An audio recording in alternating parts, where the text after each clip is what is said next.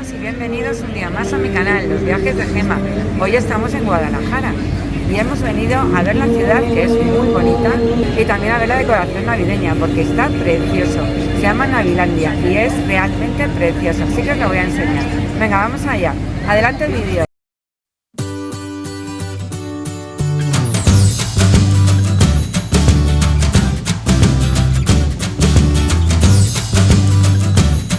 Ven a conocer el mundo conmigo.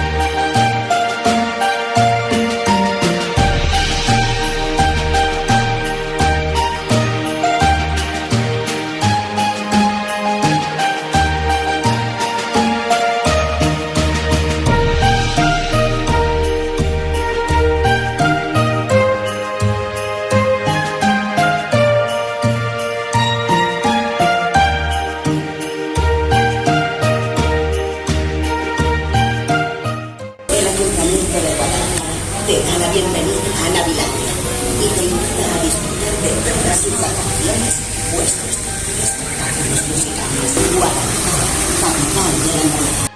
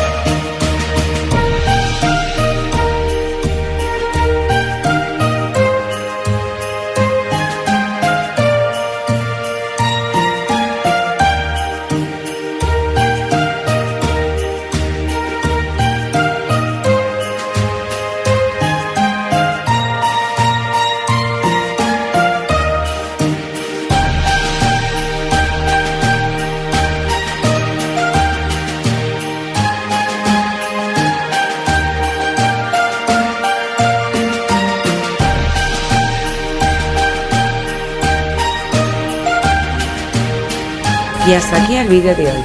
Espero que os haya gustado mucho y si es así, no olvidéis dejarme vuestro like, suscribiros al canal si todavía no lo habéis hecho dándole a la campanita para que os avise cuando suba vídeos nuevos y compartirlo con vuestros amigos. Ya sabéis que es totalmente gratuito y así nos ayudáis para que podamos seguir subiendo contenido.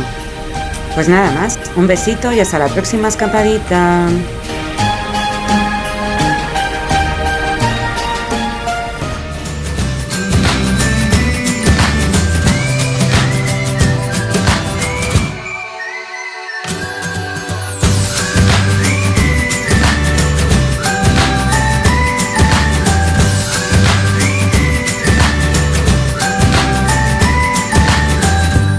Y recordad que viajar es el arte de convertir los sueños en realidad.